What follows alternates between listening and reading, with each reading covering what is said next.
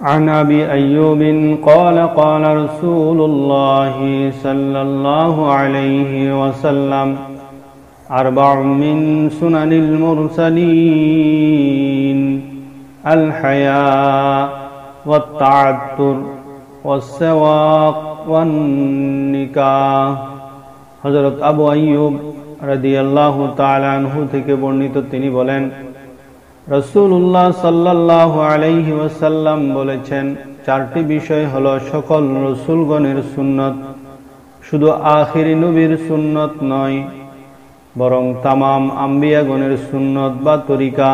তা হলো আল হায়া লজ্জা, আত তাআত্তুর আতর, আস-সিওয়াক মিসওয়াক, ওয়ান নিকাহ বিবাহ। এটি মিশকাত শরীফের 382 নম্বর এবং তিরমিজি শরীফের 1080 নম্বর হাদিস। অপর বর্ণনায় আছে আল হেনা মেহেদি লাগানো। মেহেদি লাগানো সমস্ত আম্বিয়াগণের সুন্নত। পুরুষ হলে দাড়িতে আর মহিলা হলে হাতে পায়ে মেহেদি লাগানো নবীদের সুন্নত। আমাদের দয়াল নবী আতরের প্রতি বেতাহাশা মহব্বত করতেন। যেমন ফরমান, হুব্বিবা ইলাইয়া মিনাদ দুনিয়া বিসালাস, তিনটি জিনিস আমার খুবই প্রিয়।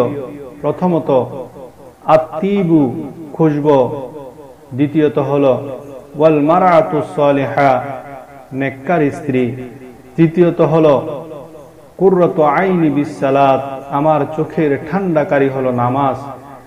এই হাদিসে একটু চিন্তা করুন, খুশবু, নেক স্ত্রী, নামাজ, এই তিনটির মধ্যে কি সম্পর্ক পরস্পর। তাছাড়া হুজুর সাল্লাল্লাহু আলাইহি ওয়াসাল্লাম ফরমায়েছেন, দুনিয়ার বস্তুসমূহের মধ্যে তিনটি বস্তু আমার প্রিয়। এখানে খুশবু বুঝলাম দুনিয়ার, নেক বিবিও বুঝলাম দুনিয়ার, কিন্তু নামাজ কিভাবে দুনিয়ার হলো? নামাজ কিভাবে দুনিয়ার বস্তু হলো? অথচ নামাজ হলো আখিরাতের বস্তু।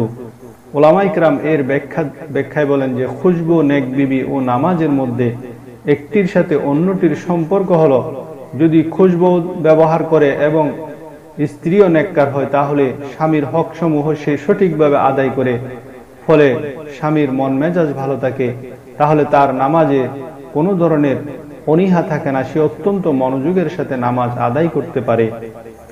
একজন লোকের ঘরে তার স্ত্রী যদি 24 ঘন্টার আযাব বনে থাকে, তাহলে সে বেচারা কি নামাজ পড়বে?